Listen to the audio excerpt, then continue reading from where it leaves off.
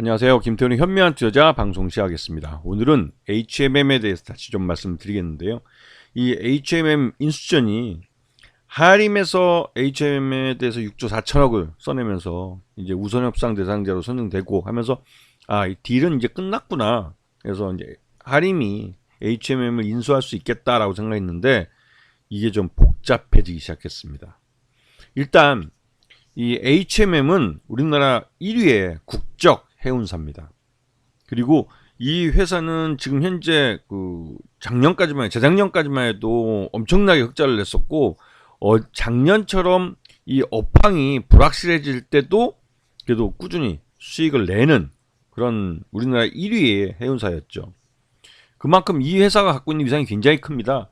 작년에 3분기까지 이 회사가 재작년과 비교해서 엄청나게 매출액도 그렇고 영업이익도 그렇고 순이익도 급감을 했다 할지라도 이 HMM이 갖고 있는 위상이 워낙 대단한 회사고, 이게 이 해운 업종에 대한 이 가격 변동이랄까요, 해운 운송비에 대한 변동이 좀 크기 때문에 그런 리스크를 다 감안한다 할지라도 지금 구조조정을 끝내고 수익성을 강화시킨 클린 컴퍼니로 탄생한 HMM이 바로 적자로 돌아설 리는 없는 거죠. 그리고 거의 이 국내 시장에서 독과점적 지위를 누리고 있는 회사이기 때문에 이 회사의 위상을 무시할 수는 없습니다. 그래서 어느 회사가 인수했던 HMM을 인수하면 우리나라 해운 업황 1위의 업체를 가지게 되는 것이고, 또 이 회사 현금성 자산만 13조 원을 HMM이 갖고 있기 때문에 바로 망하거나 그럴 일이 없는 회사이기도 하죠. 그렇기 때문에 하림이 이 HMM을 인수했을 때 시장 내에서 우려의 목소리들이 많이 나왔습니다. 워낙 이 다윗이 골리앗을 먹은 꼴이 돼버렸기 때문에 걱정을 많이 했었죠.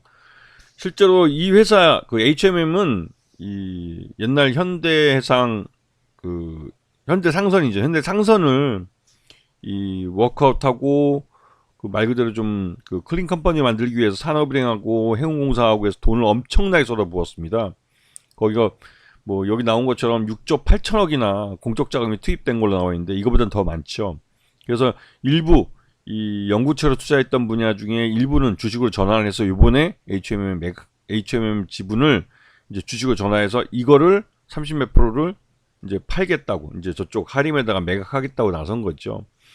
그게 이제 HMM 같은 경우는 이 자산 규모가 이제 25조 원이나 됩니다.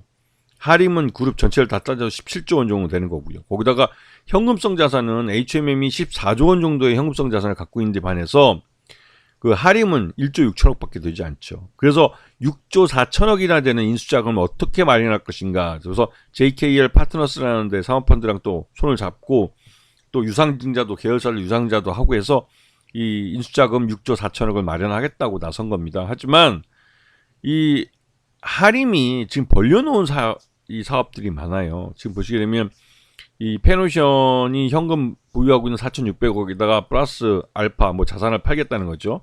네, 페노션 유상증자 자금액 약 3조 원. 그래서 3조 4천억에다가 하림그룹이 내주에서 내부적으로 마련할 수 있는 돈 해서 3조 7천억. 그다음에 JKL 파트너스가 7,500억. 그다음에 인수금융을 따로 또 2조 원 정도를 일으켜서 FI를 또 끌어들여서 6조 4,200억을 만들겠다는 건데, 인수자금을. 이게 왜 이렇게 무리해서 이 인수를 추진하려고 하냐 하면, 여기 보시면 아시겠지만 앞에서도 말씀드렸지만 이 HMM이라는 회사가 갖고 있는 현금성 자산이 14조 원이나 됩니다. 인수만 하기만 하면 6조 원을 들여서 14조 원짜리 회사를 사는 거나 마찬가지예요. 그리고 자체 사업에서 흑자를 내고 있기 때문에 지금 당장 이 14조 원이나 돈을 갖고 있을 필요도 없고, 즉 어떤 수단과 방법을 안 그래서 6조 4천억만 마련해 오면 이 회사 내부에 있는 14조 원을 배당 형태로 가져가면 자기가 이 부채를 다 금세 다 갚을 수 있다는 자신감이 있는 거죠. 실제로 이 최대주 산은하고 이제 해양공사하고 거기서 매각하는 게 전체 지분의 57.9%입니다. 그래서 지금 첫 해년도에서 이 하림 쪽에서 배당으로 받아갈 수 있는 게 전체 지분의 57%만큼을 배당으로 받아갈 수 있기 때문에 거의 배당의 한 6할 정도를 가져가는 거죠. 그렇게 되면 처음 인수했을 때 진 부채 같은 경우는 이 배당 형태로 해서 어느 정도 받아갈 수가 있는 거죠. 그리고 그런데 여기서 문제가 생기는 건 이 산업은행하고 해운공사가 갖고 있는 나머지 영구채를 주식으로 전환할 경우 최대주주인 하림은 38.9%로 줄어들고 산업은행과 한국해양공사, 해양진흥공사가 32.8%로 2대주주로 올라서게 되는 거죠. 이렇게 되면 배당금을 나눠 먹어야 되는데 이게 경영권을 넘긴 다음에 산업은행 쪽도 바로 이거를 이제 전환을 해서 시장에서 팔고 싶어 하죠. 왜냐면 또 배당도 받고 싶어 하고. 왜냐면 이 고배당을 줄 게 확실해 보이는데 산업은행이나 해양공사가 영구채로 갖고 있으면 배당을 받을 수 없습니다.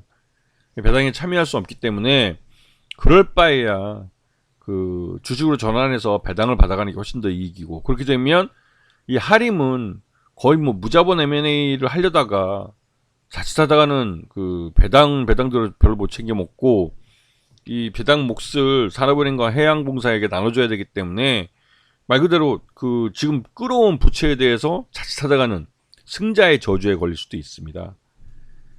그래서 이제 당연히 HMM 노조 쪽은 이제 반대를 하는 거죠. 하림이 갖고 올 수 있는 돈들이 부채를 갖고 인수를 하려고 하는 건데 결국은 이 HMM 내부에 있는 14조 원대의 이 현금성 자산을 이용해서 그 부채를 갚고, 그러니까 무자본 M&A로 인수하려고 하는 게 아니냐 해서 HMM 노조는 이 하림이 인수하는 걸 반대하는 겁니다. 자기 돈 한 푼 안 들이고 HMM 돈으로 HMM을 인수하려고 하는 거 아니냐라는 의구심을 갖고 있는 거죠.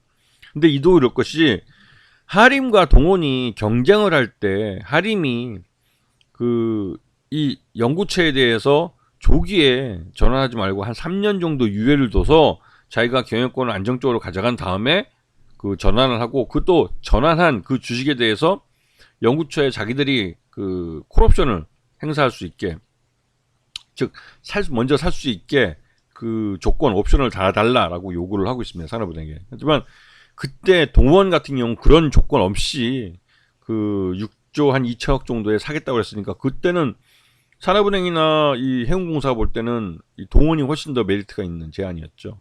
물론 가격은 6조 4천억 써놨지만 이러한 여러 가지 이런 그 영구채에 대한 주식 전환을 3년 유예한다든가 아니면 콜옵션을 달라든가 이런 조건을 달면 동원이 더 유리하다고 판단할 수 있는 거죠. 그래서 그때 하림이 그 옵션을 철회했습니다. 그래서 가격을 더 높이 써낸 하림이 선정이 된 거고, 하지만 이제 최종 인수계약을 하는 데 있어서 하림이 그 조건을 또 들고 나왔어요. 그러면 이젠 동원 쪽에서는 소송을 걸겠다고 그 엄포를 놓고 있고, 그러니까 이제 산업은행도 그렇고 이 해운공사도 이제 이거를 그냥 사이닝했다가는 자기가 이 배임죄로 소송을 당할 수 있는 겁니다, 동원으로부터. 그래서 지금 산업은행하고 그 해운공사하고 또 HMM이 이 본계약을 2주 정도 연기를 했어요. 시장의 눈치를 좀 보겠다 이거죠. 하지만 시장에서는 이런 식으로 가면 이 딜 깨진다라고 보는 사람들이 많아진 것 같습니다. 그리고 또 한 가지, 독일 하이팍로이드가 만든 그 하이팍로이드라는 그 해운사, 세계 3인가 2인가 하는 해운사인데요. 이 해운사와 HMM이 같이 만든 이 얼라이언스라는 해운 동맹이 이 독일 하이팍로이드가 HMM 인수에 의향을 나타냈다가 이 국내 기업에 넘길 거라고 해서 이게 딜이 깨진 다음부터 독일 하이팍로이드가 이 얼라이언스 동맹을 깨버렸습니다. 그래서 다른 독일 업체가 이제 중국 업체인가 손을 잡고 다른 해운 동맹을 만들겠다고 그래서 이 얼라이언스 해운 동맹이 깨졌습니다. 3월달 이후부터 이제 깨지게 되는데, 그렇게 되면 이 HMM 같은 경우는 해운 동맹 없이 해운업을 하기 때문에 굉장히 손님을 많이 놓치게 되죠. 그것 때문에 이 HMM의 실적이 또 불안해지고 있습니다. 이런 부분이 하림이 또 이제 망설이게 되는 거죠. 지금 하림그룹은 HMM 인수에만 6조 4천억을 들어갈 뿐만 아니라 서울 양재동 물류단지 개발에만 6조 8천억이 들어가요. 그래서 이 HMM을 인수해야만 HMM 내부에 있는 14조 원의 현금을 이용해서 이러한 사업도 할 수 있는 겁니다. 그런데 이 14조 원의 돈을 마음대로 사용할 수 없게 된다면 그 하림은 HMM 인수하는데 돈만 많이 들이고 말 그대로 그 승자의 저주에 빠질 수 있다는 공포가 있는 거죠. 그래서 지금 이 딜이 깨질 수 있다는 말들이 나오는 겁니다.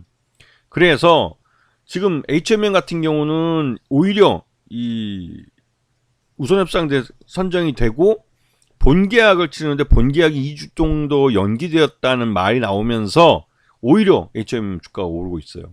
그리고 이 하림지주 같은 경우는 페노션이 이제 그 인수자로 나선 대표 기업인데 페노션도 그렇고 하림지주는 주가가 오히려 하락하고 있습니다. 이거는 확실하게 지금 이제 이 하림이 HMM 인수에 있어서 그 제대로 된 인수 비용을 감당하기 어렵다라는 시장의 말들이 나오기 때문에 이런 현상이 나타나는 겁니다. 그리고 기존의 그 우선협상 대상자를 선정됐을 때 그 조건들을 보면 거의 뭐 이건 무자본 M&A나 마찬가지인 거죠. 왜냐하면 HMM 내부에 그 현금성 자산 14조 원이 어떤 식으로든 인수비용이나 다른 하림의 사업에 활용될 수 있기 때문에 그럴 경우에는 이거는 무자본 M&A나 다를 바 없는 거죠. 물론 하림그룹 내부에서는 이 HMM 내부 돈을 건들지 않겠다라고 말을 했지만 배당으로 받아가고 어떤 식으로 받아가면서 자기들이 진 빚 부채를 그 돈으로 갚아버리면 그게 뭐 내부에 손을 댄 거라고 볼 수밖에 없는 거죠. 말은 지금 그렇게 하고 있지만.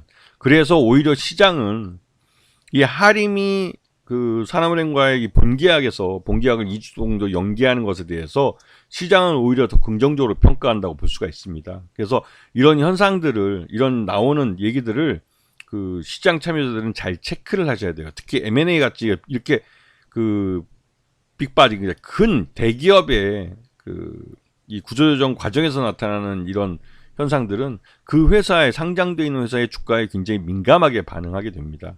이제 그런 부분들을 잘 보고 판단하셔야죠. 아시겠죠? 자, 오늘 방송 여기서 마치겠습니다. 감사합니다.